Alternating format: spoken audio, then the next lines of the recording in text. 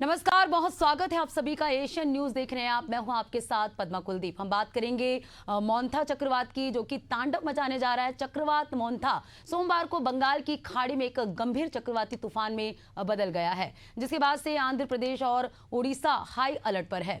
लोगों को सुरक्षित जगहों पर पहुंचाया जा रहा है और आज रात काकीनाडा के पास लैंडफॉल की तैयारी की जा रही है। 110 किलोमीटर प्रति घंटे तक की रफ्तार वाले इस तूफान ने पहले ही तटीय इलाकों में भारी बारिश और तेज हवाएं ला दी है। भारत मौसम विज्ञान विभाग के अनुसार ये सिस्टम आज शाम या रात तक मछलीपट्टनम और कलिंगपट्टनम के बीच तट को पार कर जाएगा। तूफान के बाहरी हिस्सों ने पहले ही कई तटीय जिलों में तबाही मचा दी है। उड़ीसा के 8 जिलों में एनडीआरएफ की 128 टीमें तैनात की गई है। तूफान की अधिकतम रफ्तार 110 किलोमीटर प्रति घंटे की रफ्तार हो सकती है।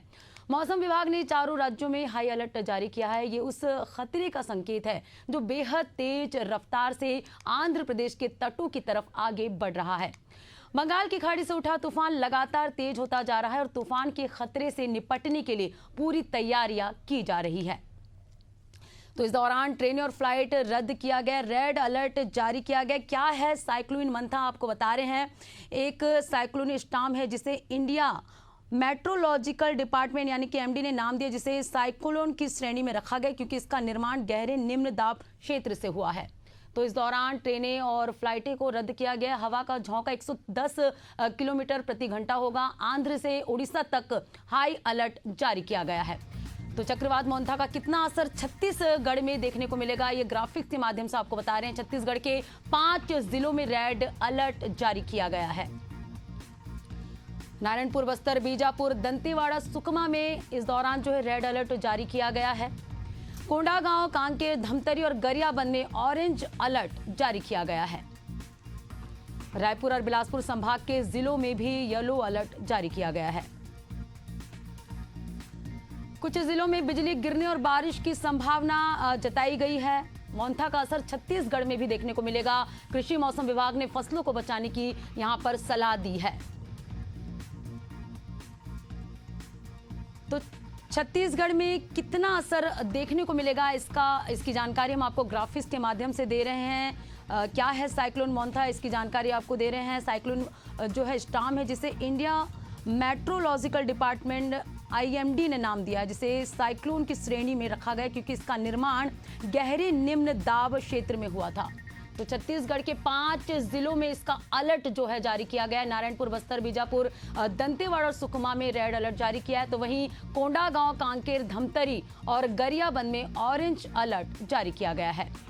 साथ ही रायपुर और बिलासपुर संभाग के जिलों में येलो अलर्ट जारी किया है। तो मौसम विभाग ने ये अलर्ट जारी किया है। कुछ जिलों में बिजली गिरने की और बारिश होने की भी संभावना मौसम विभाग ने जताई है।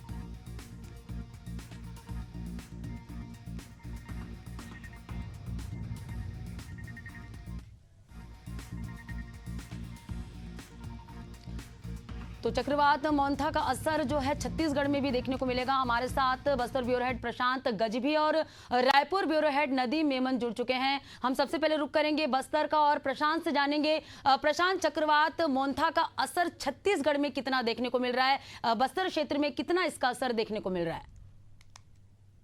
देखिए, अगर मोंथा की बात करें तो उसका असर बस्तर में अभी से देखने को मिल रहा है। और आज सुबह से जिस तरीके से मौसम में बदलाव आया है और दोपहर बाद से लगातार बारिश हो रही थी, अभी भी हल्की हल्की बारिश हो रही है। हालांकि अभी तक मोंथा जो है वो तटीय क्षेत्र से टकराया नहीं है। और जैसे ही आंध्र प्रदेश में जो विशाखापट्टनम में जो समुद्र है वहां पे टकराने के बाद ये अंदेशा लगाया जा रहा है कि इसका असर जो है और ज्यादा बढ़ जाएगा। यही वजह है कि बस्तर, जो छत्तीसगढ़ का जो सीमाई क्षेत्र है आंध्र प्रदेश, तेलंगाना, उड़ीसा का, वहां रेड अलर्ट जारी किया गया है। बस्तर, सुकमा, दंतेवाड़ा, बीजापुर, नारायणपुर जो जिले हैं वहां पर रेड अलर्ट जारी किया गया है क्योंकि इसका सबसे ज्यादा असर जो है छत्तीसगढ़ के इन 5 जिलों में पड़ने वाला है।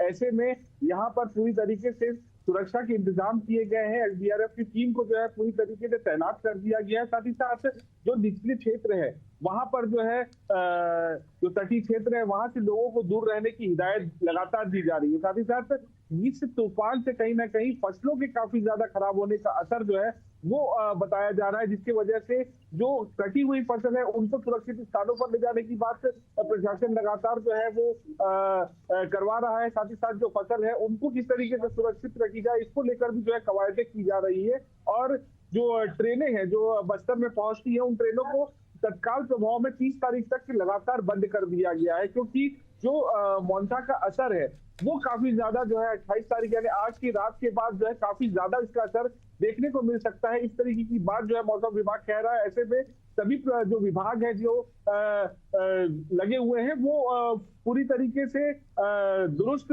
व्यवस्था करने पर लगे हुए हैं। एनडीआरएफ की टीम जो है पूरी तरीके से तैनात है और जो राहत बचाव कार्य के लोग हैं उसके लिए जो है जिला प्रशासन द्वारा लगातार जो है नंबर जनहित में जारी किया जा रहा है, ताकि किसी भी प्रकार से लोगों को इस पर जनहानि ना हो। लेकिन कितना ज्यादा असर होगा इसका, ये तो आज रात के बाद से ही स्पष्ट हो पाएगा। लेकिन जो आंशिक असर है वो अभी से देखने को मिल जा रहा है। यही वजह है कि कल से ही मौसम में बदलाव आ गया है और आज सुबह से ही हल्की बारिश जो है वो बस्तर में शुरू हो गई है।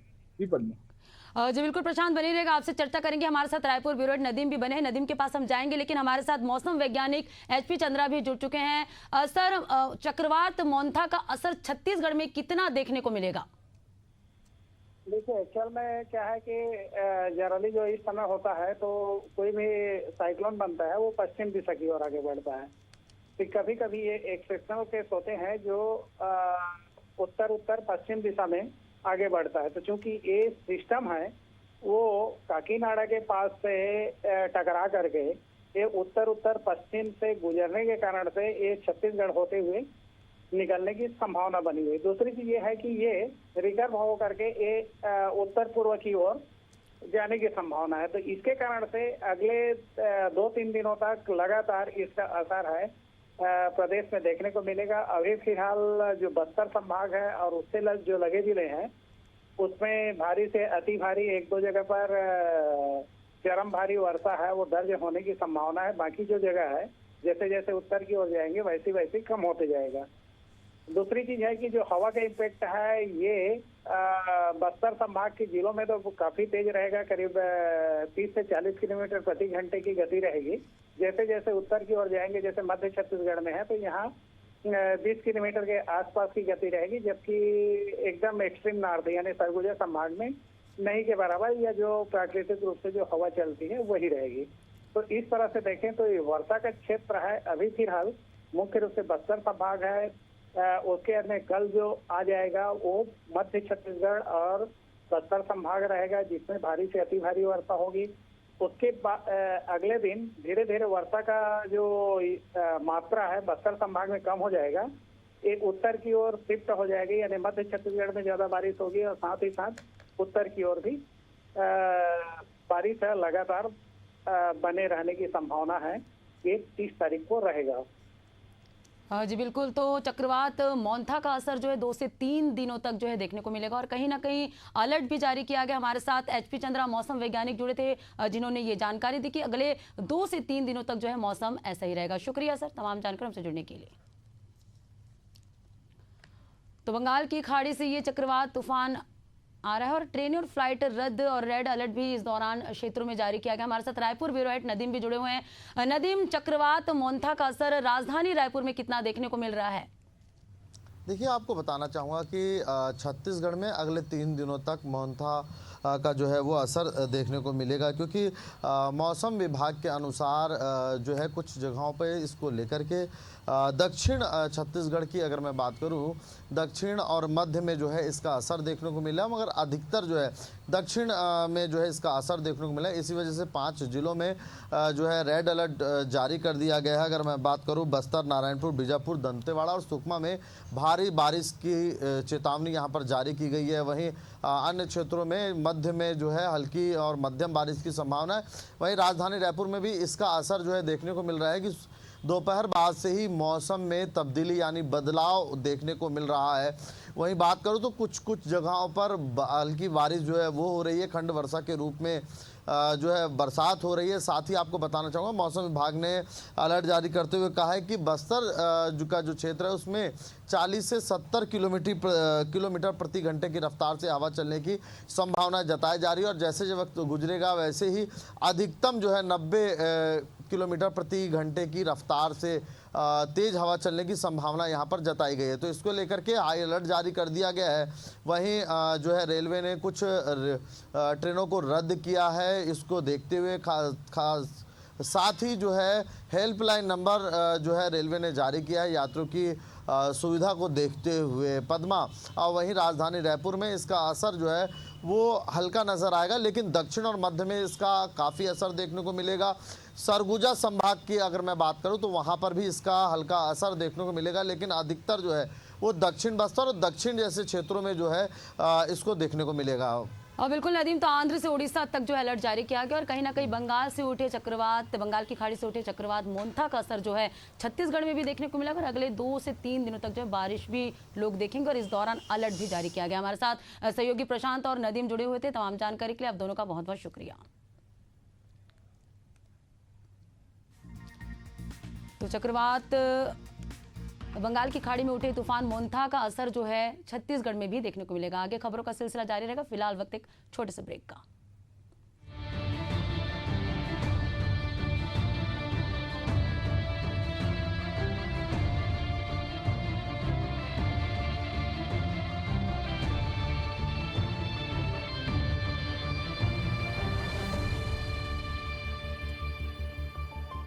उत्तर प्रदेश की योगी सरकार ने बीते 8 वर्षों में महिला सशक्तिकरण की दिशा में ऐतिहासिक पहल की है। 2017 से पहले महिलाओं के समग्र विकास का मुद्दा सरकारों की प्राथमिकताओं से दूर था, लेकिन आज परिदृश्य बदला है और योगी सरकार ने मातृशक्ति को सम्मान और अवसर देने की मिसाल कायम की है। 16,647 थानों में मिशन शक्ति केंद्रों की स्थापना और 9,172 महिला पुलिस बीट की तैनाती नारी शक्ति को सुरक्षा का कवच प्रदान करती है। एंटी रोमियो स्क्वाड और ऑनलाइन फैमिली काउंसलिंग जैसी पहल महिलाओं के लिए संरक्षक शक्ति बनी है। वन स्टॉप सेंटर के माध्यम से 2,21,000 महिलाएं लाभान्वित हुई हैं। 181 महिला हेल्पलाइन ने 8,20,000 जरूरतमंद महिलाओं को विश्वसनीय सहारा दिया है। आंगनबाड़ी कार्यकर्तियों व सहायकों के मानदेय में वृद्धि कर 3,11,000 महिलाओं को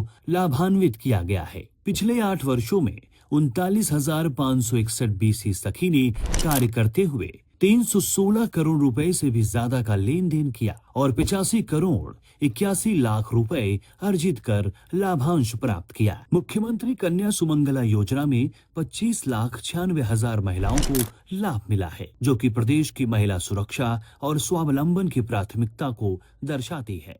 मिशन शक्ति के इस अभियान को नारी सुरक्षा, नारी सम्मान और नारी स्वावलंबन के साथ जोड़ते हुए हम लोगों ने मिशन शक्ति नाम देकर के पूरे प्रदेश के अंदर इस अभियान को तेजी के साथ आगे बढ़ाया। योगी जी से हम लोग का बहुत बहुत आभार है, जो हम लोगों को इतने सारे प्लेटफॉर्म दिए हैं जिससे हम आगे बढ़ सकें और सुरक्षा जो सबसे महत्वपूर्ण है, क्योंकि हम लोग घर से जब कार्य करने के लिए निकलते हैं तो एक डर भी रहता है कि हम सुरक्षित घर वापस आ पाएंगे। ये सुरक्षा देने के लिए बहुत बहुत शुभकामनाएं।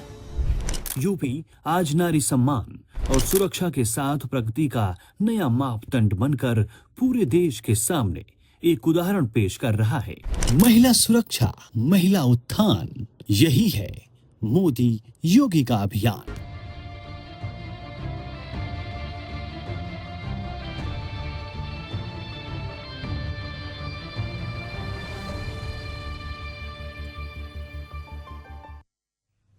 ब्रेक के बाद स्वागत है आप सभी का। बात करेंगे कुछ अन्य खबरों की। चंदेरी शहर के मुक्ति धामों की तो स्थिति बहुत ही दयनीय है। शहर में 5 मुक्ति धाम बने हुए हैं।